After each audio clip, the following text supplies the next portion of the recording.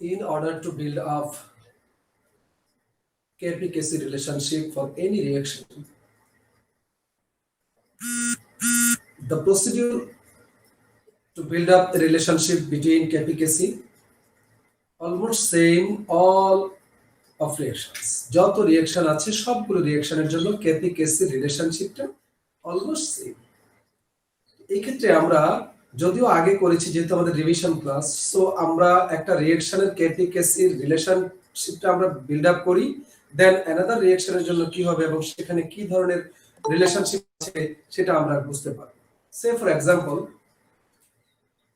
Example last ক্লাসে আমরা যে রিঅ্যাকশনটা নিয়েছিলাম সেটা ছিল nitrogen when react with hydrogen then form ammonia. আমরা বলেছিলাম এই রিঅ্যাকশনটাকে দুই ভাবে ব্যালেন্স করা যায়, 3 হাইড্রোজেন 2 অ্যামোনিয়া। অ্যানাদার আরেকটি আছে, এটা লাস্ট ক্লাসে আমরা দেখেছি।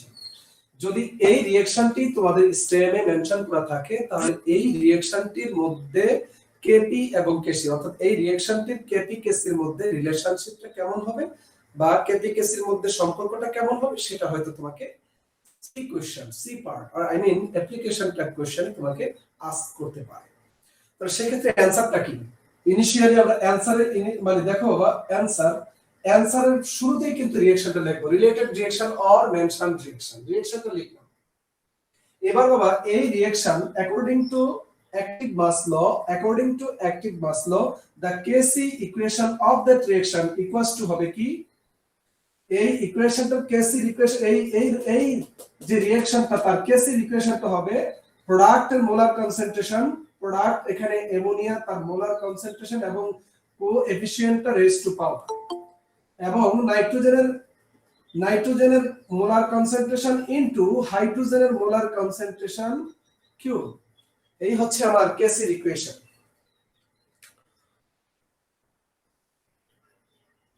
আচ্ছা, এখন আমরা এই যে থার্ড ব্র্যাকেট এটা দিয়ে কিন্তু মোল পার লিটার কনসেন্ট্রেশন মেইন করি, আই মিন মোলার কনসেন্ট্রেশন। আমরা এই থার্ড ব্র্যাকেট ইউজ করতে পারি অথবা এটাও ইউজ করতে পারি, C of ammonia, here C is concentration, molar concentration, C of ammonia square and C of nitrogen into C of hydrogen cube। এটাকে আমরা নাম্বার 1 ইকুয়েশন দিলাম। and Kp এর ইকুয়েশনটা কি হবে, এই রিঅ্যাকশনের Kp এর ইকুয়েশনটা কি হবে according to active mass law, partial pressure of ammonia অবশ্যই তার কোএফিশিয়েন্ট পাওয়ার রেস্ট হয়ে যাবে and partial pressure of nitrogen partial pressure of hydrogen cube, it is number 2 equation। First of all বাবা KP-Kc রিলেশনশিপ বিল্ড করতে গেলে KP-Kc relationship যদি তোমরা করতে চাও एग्जाम হলে, ফার্স্ট তোমাদের যেই রিঅ্যাকশনটা মেনশন রিঅ্যাকশনটা আমাদের কোশ্চেন পেপারে আছে তার অ্যাক্টিভ মাস ল অনুযায়ী তার Kc কি হবে Kp কি হবে এটা লিখতে হবে। একটাকে নাম্বার 1 ইকুয়েশন আর অ্যানাদারটাকে নাম্বার 2 ইকুয়েশন দিব। এটা হচ্ছে আমাদের একদম কমন কাজ, যে কোনো রিঅ্যাকশন যেটাই বলুক রিঅ্যাকশনটা ডিফারেন্ট হতে পারে, প্রসিডিউর সেম। দেন আমরা লিখব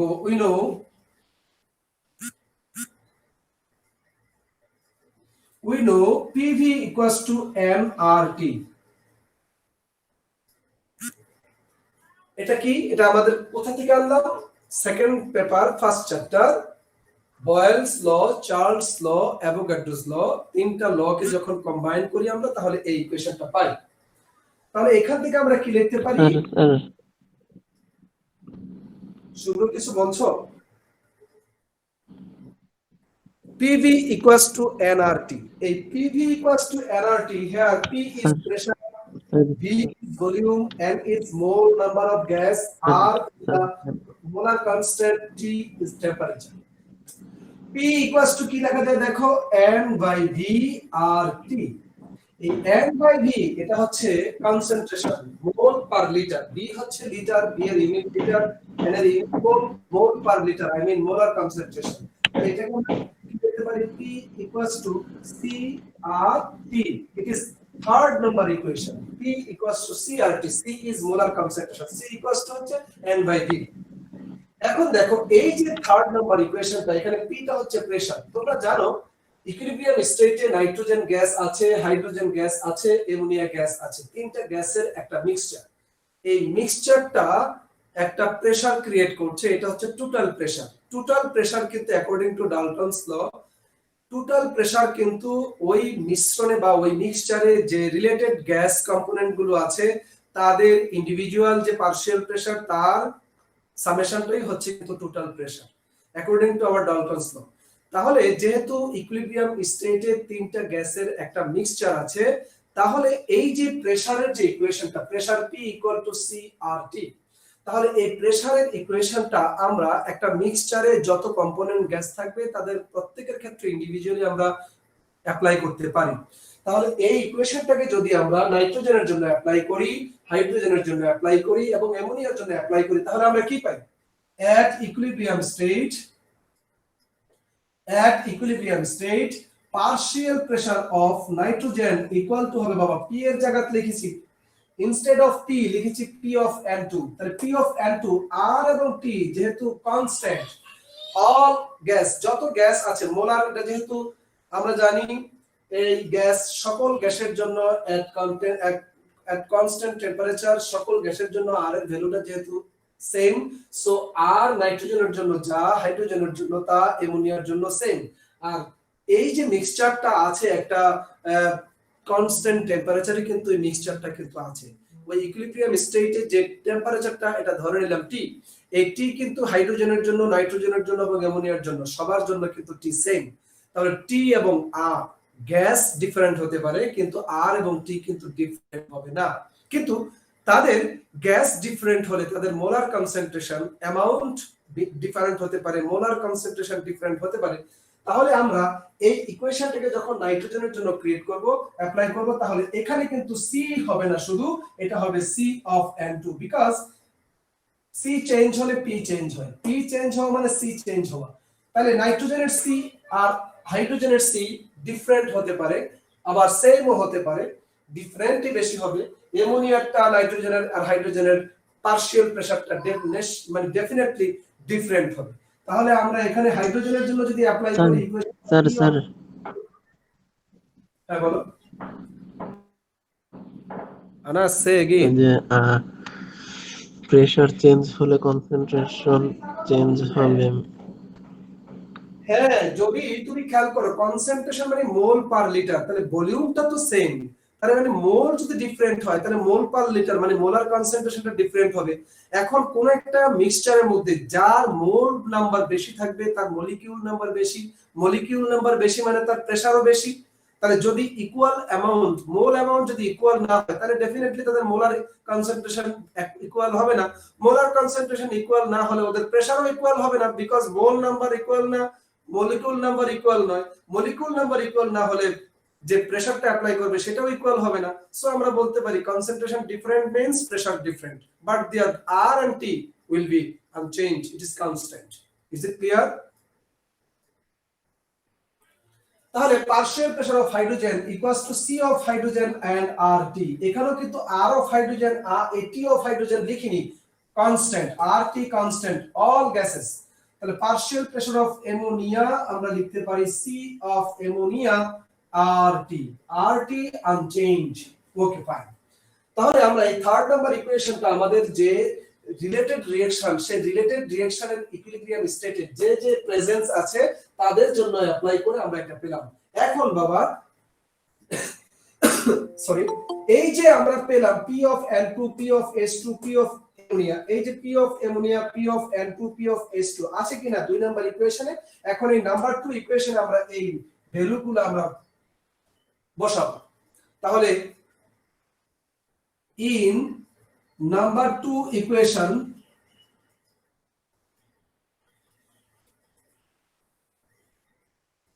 যদি আমরা দুই নাম্বার ইকুয়েশনে যদি এই ভ্যালুগুলো যদি আমরা পুট করি মানে বসাই যদি, তাহলে আমরা কি পাচ্ছি দেখো তো, এখান থেকে Kp এর ইকুয়েশন আমরা কি পাচ্ছি, Kp ইকুয়াল টু কি হবে, আমরা দেখছি P of ammonia মানে কি C of ammonia RT, আর তার পাওয়ার আছে 2। Similarly, P of N2 এর ভ্যালু কি C of N2 RT, তাহলে C of N2 RT, C of H2RT পাওয়ার হচ্ছে Q। ওকে ফাইন, এটুকু বাবা আগে তো প্লিজ।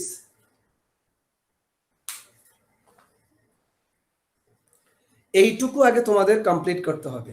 আমরা কিন্তু in number 2 equation put this value of Pn2 PH2 P ammonia, তাহলে কিন্তু আমরা এই ইকুয়েশনটা পেলাম Kp = C of ammonia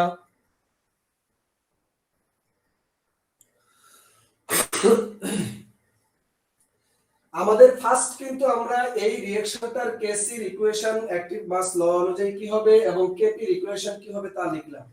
Pv = nRT থেকে P = CRT আসলাম। এখন এই ইকুয়েশনটাকে আমাদের যে রিলেটেড যতগুলো কম্পোনেন্ট আছে এই রিঅ্যাকশনের মধ্যে তাদের জন্য অ্যাপ্লাই করলাম, দেন তাদের ভ্যালুগুলো আমরা নাম্বার 2 ইকুয়েশনে বসালাম। এখন আমরা জাস্ট সিম্পলিফাই করব, তাহলে আমাদের কেপি কেসি রিলেশনটা বিল্ড আপ হয়ে যাবে। এটুকু তোমরা স্ক্রিনশট দাও অথবা লিখো, দেন আমি কি করছি, খুব ইজি, কাজটা এখন খুব ইজি হয়ে গেছে। এখন দেখো এই যে ইকুয়েশনটা আমরা প্লিজ দেখো, এটা থেকে একটু কাজ করতে পারি। এই কেপি এর ইকুয়েশনটা দেখো, কেপি এর ইকুয়েশনটাকে এই যে এই স্কয়ারটা শুধু আর আর টি এর উপর নয়, সি এর উপরও বটে, তাহলে সি এর উপর স্কয়ার আছে, আর এর উপর স্কয়ার, টি এর উপর স্কয়ার। আর সি গুলোকে যদি আমরা একদিকে আলাদা করতে পারি, তাহলে দেখো সেপারেট করে ফেলি। আমরা আগে লিখে নেই, এখানে স্কয়ারটা সি অফ অ্যামোনিয়া তার উপর যেমন আছে আর এবং টি, এই দুটার উপরও আছে, দুটার উপর আলাদা করে ফেললাম। এবার দেখো এখানে কি লেখা যায়, C of N2 ইনটু লেখা যায় RT, আলাদা করে ফেললাম, RT কে C থেকে আলাদা করে ফেললাম, সাথে কিন্তু ইনটু দিয়ে আছে আরো দেখো C of H2 whole cube বা কিউব, আর এখানে হচ্ছে R আর T এর উপর কিন্তু হোল কিউব দেওয়া যায়। এবার দেখো C গুলাকে যদি আমরা সেপারেট করে ফেলি, RT গুলাকে সেপারেট করে ফেলি, তাহলে Kp = আমরা পাচ্ছি C of ammonia NH3 square, আর C গুলাকে যদি সেপারেট করি C of N2 into C of H2 cube into, এগুলা কিন্তু সব ইনটুতে আছে, উপরে কি থাকবে দেখো RT স্কয়ার, তাহলে উপরে হচ্ছে RT হোল স্কয়ার, নিচে কি দেখো RT, এখানে RT কিউব, তাহলে নিচে পাচ্ছি RT হোল টু দি পাওয়ার 4। এবার দেখো এটা কি, এটা নাম্বার 1 ইকুয়েশন অনুযায়ী দেখো, নাম্বার 1 ইকুয়েশন অনুযায়ী এটা হচ্ছে কেসি, তাহলে আমরা দেখতে পাচ্ছি কেপি = কেসি, এটাই হচ্ছে কেসি ইনটু উপরে RT স্কয়ার, নিচে RT 4, তাহলে আমাদের থাকছে RT 2 - 4, তার মানে পাচ্ছি আমরা কেপি = কেসি ইনটু RT পাওয়ার হবে -2। এটাই রাখতে পারো, এটাই आंसर, অথবা যদি কেউ এটাও লিখতে চাও KC into 1/RT whole square, whatever, যেটা দেওয়ার খুশি দিতে পারো। তাহলে আমাদের এই রিঅ্যাকশনের কেপি কেসি মানে রিলেশনশিপ আমাদের বিল্ড আপ হয়ে গেল। দ্রুত করো। অনেকেই যেই কাজটা করবে সেটা হচ্ছে দেখো, অনেকেই যেই কাজটা করবে এক্সাম হলে যখনই এই রিঅ্যাকশনটির কেপি কেসি রিলেশনশিপ চাইবে, সবাই লিখবে এইভাবে, দেখো দেখো এটা করিও না, 1 নাম্বার পাবা, মাত্র 1 নাম্বার পাবা, একের বেশি দিতে পারবো না। যদি কেউ এটা লিখে যে we know KP = KC into RT to the power del n, এটা একটা রিলেশনশিপ। কেপি কেসি যে কোনো ইকুয়েশনের জন্য এটা হচ্ছে একটি কমন সাধারণ রিলেশনশিপ। তাহলে এই রিঅ্যাকশনটার del n এর মান কত, এখানে রিঅ্যাকট্যান্ট কত আছে দেখো, 1 mole nitrogen and 3 mole hydrogen, total হচ্ছে 4 মোল রিঅ্যাকট্যান্ট, আর প্রোডাক্ট হচ্ছে 2 মোল।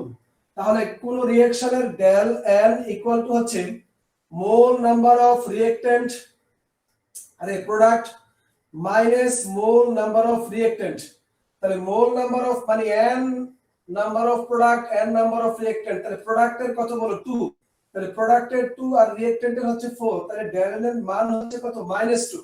তাহলে অনেকেই এই কাজটাই করে ফেলবে, কেপি = কেসি ইনটু এই রিঅ্যাকশনের RT এর ভ্যালু হচ্ছে -2, তার মানে এটাই হচ্ছে आंसर। তো কিভাবে তোমাকে আমি 3 নাম্বার দিতে পারি যদি তুমি এটাই করে ফেলো? প্লিজ তোমরা কিন্তু এটা করলে ম্যাক্সিমাম 1 নাম্বার পাবা। তোমাকে যদি কোনো রিঅ্যাকশনের কেপি-কেসি রিলেশনশিপ বিল্ড আপ করতে বলে তাহলে ফার্স্ট অফ অল তোমাকে অ্যাক্টিভ মাস ল অনুযায়ী তার KC equation, KP equation, then P equals to NRT, P equal to CRT. এরপরে প্রত্যেকটি কম্পোনেন্টের জন্য এই সমীকরণকে বা ইকুয়েশনকে অ্যাপ্লাই করব, দেন কেপি ইকুয়েশনে আমরা সেই মানগুলো বসিয়ে সিম্পলিফাই করে আমরা কেপি এবং কেসির মধ্যে রিলেশনশিপটা বিল্ড আপ করব। এইভাবে করলে আমরা 3 নাম্বার পাবো।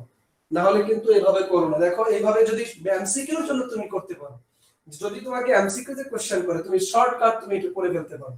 সো আমরা কিন্তু বলছি আমাদের ক্রিয়েটিভ কোশ্চেনে যখন 3 পার্ট মানে 3 নাম্বারস এর জন্য সি পার্ট যখন এই কোশ্চেনটি আসবে আমরা যেন এই শর্টকাট ওয়েতে না যাই, আমরা যেন ক্লিয়ারলি এইভাবে যেন করি এবং এটা করলে ইনশাআল্লাহ আমরা 3 তে 3 পাবো। তাহলে এই রিঅ্যাকশনটি কেন এরকম সকল রিঅ্যাকশনের জন্য যে কোনো রিঅ্যাকশনের জন্য আমি কতগুলো রিঅ্যাকশন দিয়ে দিচ্ছি, তোমরা এগুলো হোমওয়ার্ক করবে, তাদের কেপি-কেসি রিলেশনশিপ বিল্ড আপ করবে। প্লিজ তোমরা এগুলো করে আমাকে ইনবক্স করতে পারো গ্রুপে অথবা ইন্ডিভিজুয়ালি। যদি মনে করো যে তোমরা গুগলে, আমি একটা কথা বলে ভুলে গিয়েছিলাম লাস্ট ক্লাসে, আমি তোমাদের গুগল ক্লাসরুম থেকে একটা লিংক দেওয়ার কথা ছিল, আমি একদম বেমালুম ভুলে গিয়েছিলাম। আজকে আমি ডায়েরি খুলে দেখি তোমাদের এটা করার কথা ছিল কিন্তু আমি করতে পারিনি, আমার হঠাৎ মনে পড়েছে। হোয়াটএভার, তাহলে দেখো এখানে এই রিঅ্যাকশনটিকে যদি এইভাবে আমরা ব্যালেন্স করি তাহলে সেই ক্ষেত্রে কিন্তু কেপি-কেসি রিলেশনশিপটা এরকমই আসবে না, ডিফারেন্ট আসবে। বাকি এই একই রকম আসবে কিনা সেটা একটু দেখবে। তাহলে এই রিঅ্যাকশনটির কেপি-কেসি রিলেশনশিপ তোমাদের বিল্ড আপ করতে হবে। নট অনলি দ্যাট, এটা হোমওয়ার্ক দিচ্ছি কিন্তু এগুলা কিন্তু হোমওয়ার্ক। আমি এখন কেপি-কেসির একটা অন্য একটা বিষয়ে যাচ্ছি বা অ্যাক্টিভেশন এনার্জিতে যাব। খেয়াল করো একটু প্লিজ, মনোযোগ দাও এখানে। এটা 1 নাম্বার ইকুয়েশন। নাম্বার 2 ইকুয়েশন দেখো। নাম্বার 2 আমরা দিতে পারি এরকম যে হ্যাঁ AB3 2AB3 যখন ডিসোসিয়েটেড হবে তাহলে একটা A2 3B2 ফর্ম করবে। এটা একটা ইকুয়েশন হতে পারে। এটা অ্যাকচুয়ালি সিমিলারলি এরকম 2 অ্যামোনিয়া যখন হিট দেওয়া হয় তখন নাইট্রোজেন এবং 3 হাইড্রোজেনে ডিসোসিয়েটেড হয়। এটা সেম রিঅ্যাকশন। ওকে, এরপরে 3 নম্বরে আসতে পারো।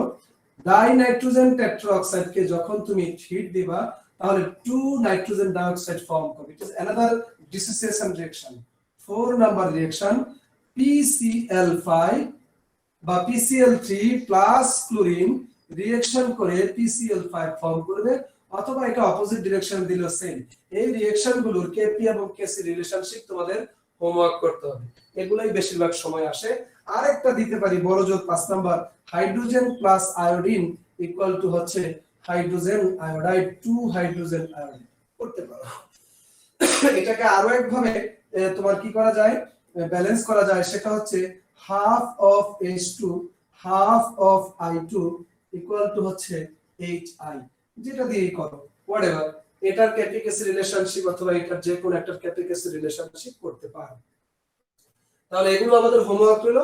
এখন তোমরা একটা অন্য একটা টপিক আবার যাচ্ছে, যেহেতু ম্যাথমেটিক্স গুলো কেপি-কেসি ম্যাথমেটিক্যাল প্রবলেম গুলো যেহেতু নাসরিন ম্যাম করিয়েছে, চাইলে তো অনেক ম্যাথ আছে, চাইলে আমি এখন তোমাদেরকে এমন কিছু ম্যাথ দেবো তোমরা দেখলে মাথাটা কত প্রথমে কতক্ষণ মানে ঘুরবে যে কি এরকম কিভাবে করবে অঙ্কটা। এমন অনেক কেপি-কেসির অনেক কঠিন কঠিন অঙ্ক আছে, তো আমরা শুরুতেই ওইদিকে যাব না, আমরা আরেকটু অ্যাডভান্স হই, আরেকটু ম্যাচিউরড হই। আমরা এই যে যেগুলো করাচ্ছি আমরা এই কেপি-কেসির এই অঙ্কগুলোতে করার চেষ্টা করি, দেন আমরা এক্সামের আগে আমরা যখন এইচএসসি এক্সাম নেক্সট ইয়ারে ঠিক এই দিনে হয়তো বা আমরা আরো অনেক ম্যাচিউরড হব, আমরা আরো অনেক জানবো, তখন আমরা এই কঠিন বা যেগুলো আসতে পারে একেবারে না আসার মতো নয় সেই প্রশ্নগুলো, সেই ম্যাথমেটিক্যাল প্রবলেমগুলো নিয়ে আমরা আলোচনা করব। ওকে, প্রবলেম নেই, যেগুলো আমরা ক্লাসে করাচ্ছি এগুলোই করো, এর ভিতর থেকে আমাদের কোশ্চেন হবে এবং ইনশাআল্লাহ তোমরা পারবে। সো এই রিঅ্যাকশনগুলো কেপি-কেসি রিলেশনশিপটা সিমিলারলি তোমরা করে হোমওয়ার্ক করবে এবং পারো যদি আমাকে ইনবক্স করবে গ্রুপের মধ্যে, কেমন? ওকে, তাহলে কেপি-কেসি রিলেশনশিপ শেষ। স্যার মুছেন না, তাড়াতাড়ি করো। ওকে, এখন আসো বাবা অ্যাক্টিভেশন এনার্জি। এই চ্যাপ্টারের আরেকটি টপিক অ্যাক্টিভেশন এনার্জি। ডেফিনেশন এগুলো আগে হয়েছে, আমি এটা ওইদিকে ডেফিনেশনে পরে যাই, আগে বুঝিয়ে নেই। অ্যাক্টিভেশন এনার্জিটা কি খেয়াল করো সবাই, বুঝবে ইনশাআল্লাহ। ধরে নাও এখানে একটি ক্লোজ ভেসেল আছে, একটি বদ্ধ পাত্র। এখানে তুমি নাইট্রোজেন নিয়েছো 1 মোল, হাইড্রোজেন নিয়েছো 3 মোল, নিয়ে যখন তুমি মিক্স করলা ওদের মধ্যে রিঅ্যাকশন হবে এবং অ্যামোনিয়া ফর্ম হতে থাকবে। তাহলে রিঅ্যাকট্যান্ট থেকে product, reactant to product, reactant. আচ্ছা বাবা খেয়াল করো, যেহেতু নাইট্রোজেন এবং হাইড্রোজেন ইনিশিয়ালি তারা গ্যাস ছিল, পরেও তারা যেগুলো আনরিঅ্যাকট্যান্ট আছে সেগুলো গ্যাস, অ্যামোনিয়া প্রোডাক্ট ফর্ম করেছে সেটাও গ্যাস। একটু খেয়াল করো, তো আমরা জানি গ্যাসাস মলিকিউল গুলো কিন্তু স্ট্যাটিক না। গ্যাসাস মলিকিউল গুলো কেমন থাকে, এদের কাইনেটিক এনার্জি থাকে, ওরা গতিশীল থাকে, ছুটাছুটি করছে, এদের সাথে কি হচ্ছে, কলাপস হচ্ছে, ধাক্কাধাক্কি হচ্ছে, ওয়ালের সাথে হচ্ছে, ভেসেলের ওয়ালের সাথে, এমনকি নিজেদের মলিকুলের মধ্যে কি হচ্ছে, কলিশন হচ্ছে। এখন তুমি খেয়াল করো, কোন একটি গ্যাসাস মলিকিউল 1 মোল হোক, হাফ মোল হোক, 0.1 মোল হোক, হোয়াটএভার, গ্যাসাস মলিকিউল গুলো কোন একটি ক্লোজ ভেসেলে থাকলে ডেফিনেটলি ওরা তাদের নিজস্ব কিন্তু একটা ইন্টারনাল এনার্জি বা এভারেজ এনার্জি, গড় শক্তি কিন্তু একটা থাকে। গড় শক্তি বা এভারেজ এনার্জি কিন্তু জিরো হয় না। আমি আবারও বলছি, কোন একটি ভেসেলে যদি গ্যাস থাকে, এটা যত মোলই থাকুক, হোয়াটএভার মোল অ্যামাউন্ট, যে কোনো মোল অ্যামাউন্টই থাকুক না কেন, যে কোনো সংখ্যক গ্যাসাস অণু থাকুক না কেন, ওদের একটি কি থাকবে, এভারেজ এনার্জি থাকবে, গড় শক্তি থাকবে। এখন তুমি খেয়াল করো, আমি যদি বাবা একটা গ্রাফ পেপার নেই, এটা যদি এক্স এক্সিস এবং এটা ওয়াই এক্সিস কনসিডার করি, তাহলে এটা যদি আমাদের মূলবিন্দু হয়, সেন্টার পয়েন্ট, তাহলে এখন খেয়াল করো তুমি, ওয়াই এক্সিস বরাবর যদি আমি পটেনশিয়াল এনার্জি বা এনার্জি কিলো জুল পার মোল, এদিকে যদি এনার্জি, হ্যাঁ, আর এদিকে যদি কি করো, রিঅ্যাকশন এক্সিস বা রিঅ্যাকশন রেট, এদিকে রিঅ্যাকশন রেট, হোয়াটএভার। এখন তোমরা খেয়াল করো বাবা, এদিকে হচ্ছে এনার্জি কি, ইউনিটটা কি হবে, কিলো জুল পার মোল, জুল পার মোল, হোয়াটএভার। বা একটু খেয়াল করো বাবা, এখন ইনিশিয়ালি যে প্রোডাক্ট কিন্তু ছিল না, ইনিশিয়ালি কিন্তু প্রোডাক্ট জিরো ছিল, তার মানে তখন শুধু ছিল নাইট্রোজেন এবং হাইড্রোজেন, রিঅ্যাকট্যান্ট গুলো ছিল। এখন এই রিঅ্যাকট্যান্ট গুলোর এনার্জি নিশ্চয়ই এখানে থাকবে না, জিরো হবে না, নিশ্চিত তাদের একটি মিনিমাম ভ্যালু এভারেজ এনার্জি থাকবে। তাহলে এই দাগটা হচ্ছে ওদের এনার্জি, এভারেজ এনার্জি। এখন এই এভারেজ এনার্জি, আমরা জানি কোন একটি রিঅ্যাকশন হতে গেলে তার বন্ড গুলো ব্রেকিং করতে হয়, বন্ড গুলো ব্রেকিং করতে এনার্জি প্রয়োজন হয়। তারপরে সেই মলিকিউল থেকে যখন বন্ড গুলো ব্রেকিং হয়ে যখন অ্যাটম সৃষ্টি হবে, তারপরে তাদের চোজ অনুযায়ী অ্যাটম গুলো আবার রিঅ্যারেঞ্জ হয়ে কিন্তু আবার প্রোডাক্ট গুলো সৃষ্টি করে, আবার নিউলি আবার বন্ড ফর্ম করে। তো যখন বন্ড ব্রেকিং করতে হয় তখন কিন্তু এনার্জি অ্যাটমসফিয়ার থেকে অ্যাবজর্ব হয়। আবার যখন নিউলি বন্ড ফর্ম হয় তাহলে কিন্তু এনার্জি কিন্তু অ্যাক্সেস মানে এক্সিট হয়। তো আমরা জানি বন্ড ব্রেকিং করতে এটা একটা এন্ডোথার্মিক প্রসেস। ইলেকট্রিসিটি চলে গেছে বাবা, একটু দাঁড়াও।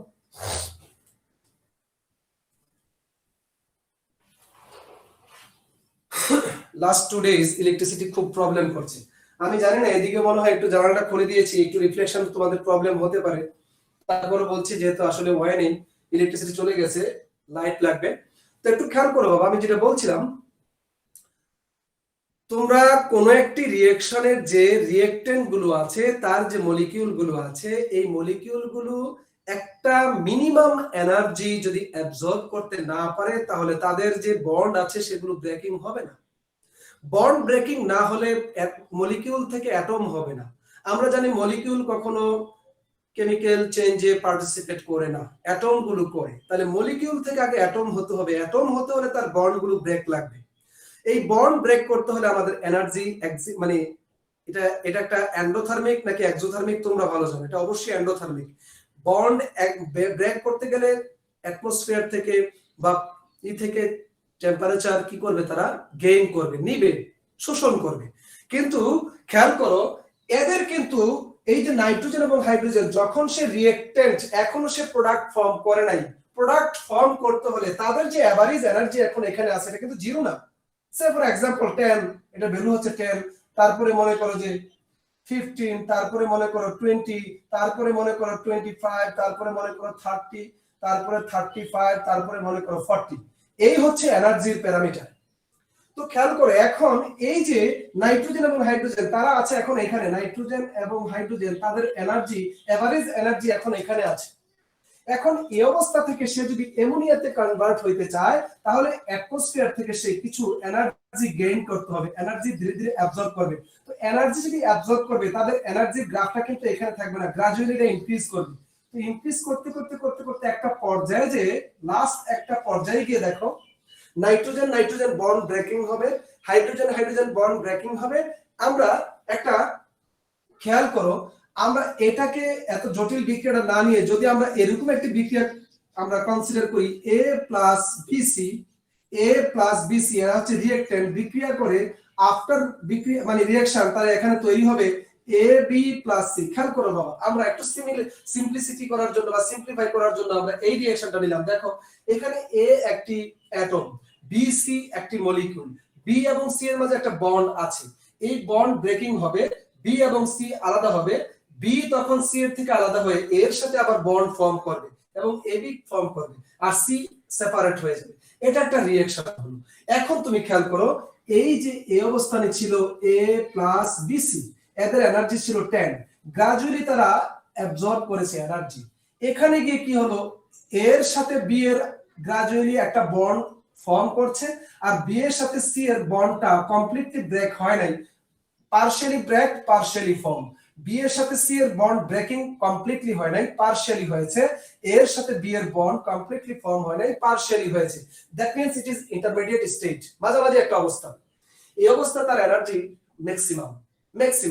এখন কি হবে দেখো, আমরা জানি এর সাথে B এর বন্ড কমপ্লিটলি ফর্ম হবে এবং এনার্জি গেইন করবে, বেরিয়ে যাবে এবং C আলাদা হয়ে যাবে।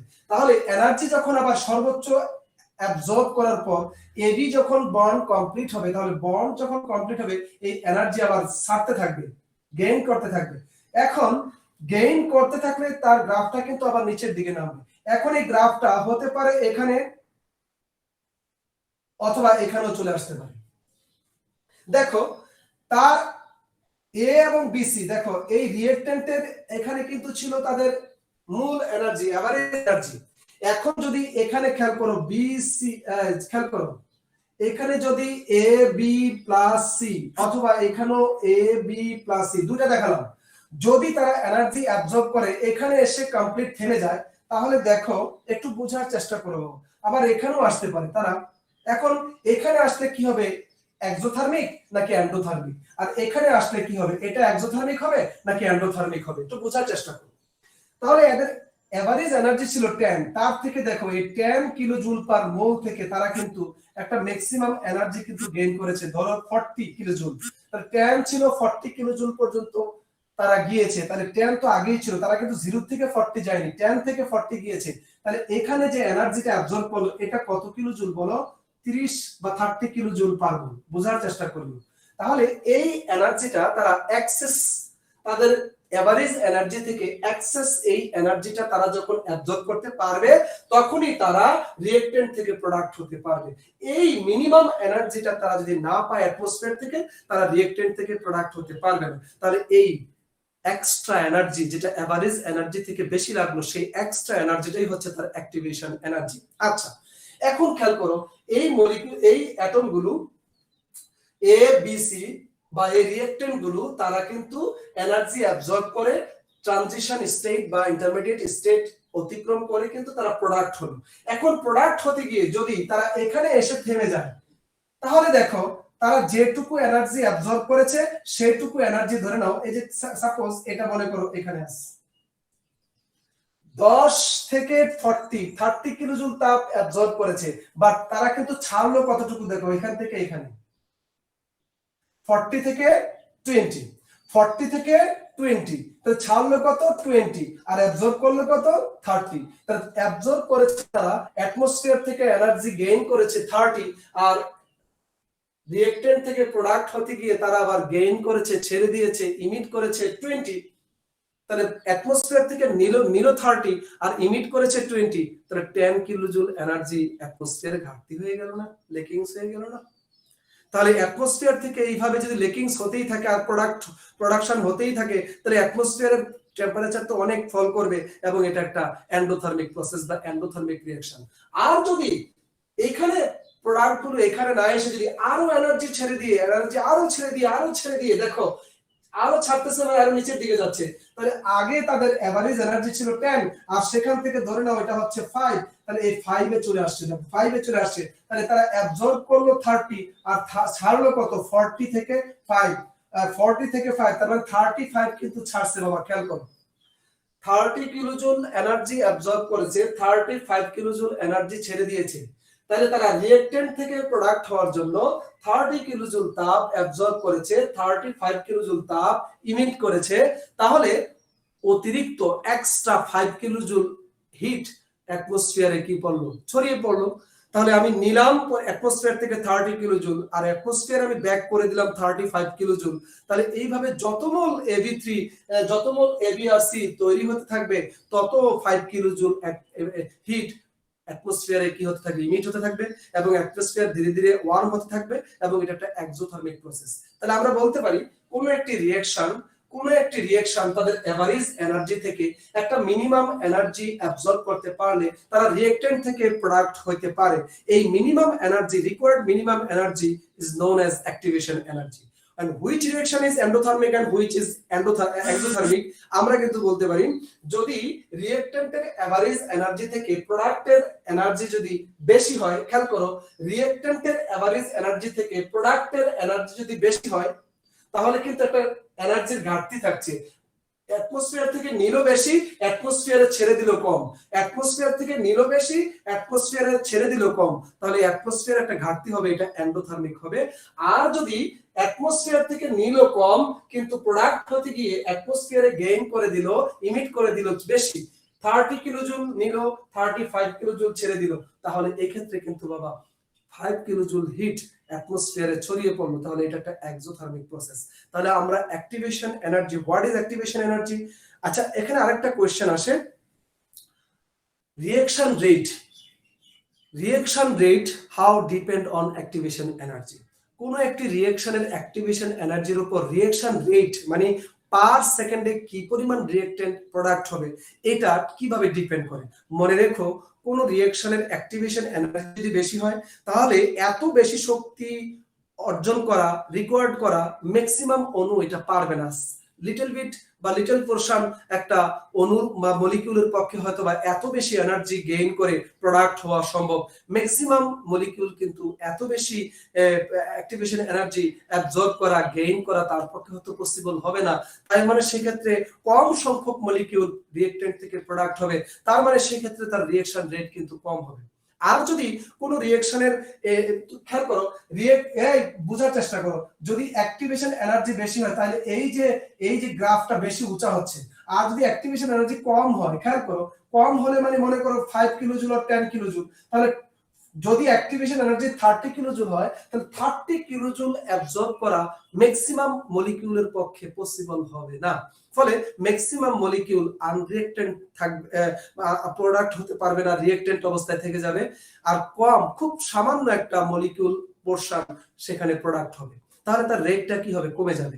আর যদি রিঅ্যাকশন অ্যাক্টিভেশন এনার্জি যদি কম হয় তাহলে এই 5 কিলোজুল আর 10 কিলোজুল এনার্জি খুব ইজিলি ম্যাক্সিমাম মলিকিউল অ্যাবজর্ব করতে পারবে, হ্যাঁ রেজিস্ট করতে পারবে, তাহলে সেই ক্ষেত্রে ম্যাক্সিমাম মলিকিউল কিন্তু রিঅ্যাকট্যান্ট থেকে প্রোডাক্টে কনভার্ট হয়ে যাবে, তাহলে সেই ক্ষেত্রে রেট অফ রিঅ্যাকশনটা কিন্তু ইনক্রিজ করবে। তাহলে আমরা কি বলতে পারি, অ্যাক্টিভেশন এনার্জি যদি কোন রিঅ্যাকশনের খুব বেশি হয় তাহলে তার রিঅ্যাকশন রেট কম হয়, আর রিঅ্যাকশন রেট কখন বেড়ে যাবে, যদি অ্যাক্টিভেশন এনার্জি কম হয়। অ্যাক্টিভেশন এনার্জি কম হলে ম্যাক্সিমাম মলিকিউল ওই সামান্য এনার্জি ইজিলি অ্যাবজর্ব করে, ইজিলি গেইন করে সে প্রোডাক্ট হয়ে যেতে পারে, ফলে তার রিঅ্যাকশন রেটটা বেশি হয়ে যায়।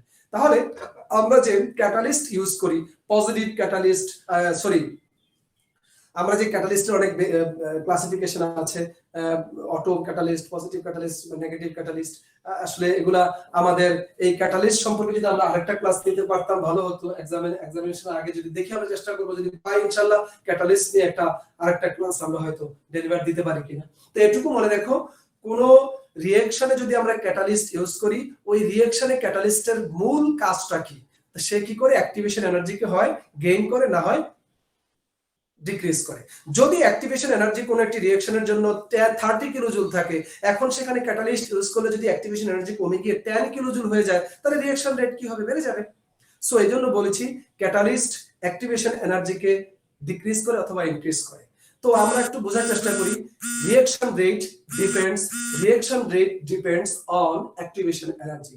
When a particular reaction activation energy high, definitely reaction rate will be minimum, and যখন অ্যাক্টিভেশন এনার্জি মিনিমাম থাকবে reaction rate will be maximum. So আমরা এই কোশ্চেন গুলো আমরা একটু করার চেষ্টা করব। What is activation energy and how activation energy measure the rate of reaction of any reaction, যে কোন রিঅ্যাকশনের কিভাবে রেটটাকে মেজার করছে এই অ্যাক্টিভেশন এনার্জি। তো অ্যাক্টিভেশন এনার্জির উপর আমাদের রিঅ্যাকশন রেট ডিপেন্ড করছে। কিভাবে করছে এগুলো আমরা পড়বো। আন্ডারস্ট্যান্ডিং কোশ্চেনে পার্টে এটা খুব প্রায়ই আসে, ফ্রিকোয়েন্টলি আসে, আর অ্যাক্টিভেশন এনার্জি নলেজ কোশ্চেনে ফ্রিকোয়েন্টলি আসে। তো অ্যাক্টিভেশন এনার্জি এবং কিভাবে অ্যাক্টিভেশন এনার্জি রিঅ্যাকশন রেটকে মানে এফেক্ট করছে আমরা সেটা পড়বো। আর আজকে যেটা ক্যাপিটাল রিলেশনশিপ বিল্ড আপ করলাম বাবা সেটা পড়বো। তোমাদের অ্যাটেন্ডেন্সটা নেওয়া হয়নি। তো ঠিক আছে বাবা, তোমরা ভালো থেকো, ইনশাআল্লাহ দেখা হচ্ছে নেক্সট ক্লাসে। ওকে স্যার, আসসালামু আলাইকুম। ওয়ালাইকুম সালাম ওয়া রাহমাতুল্লাহ।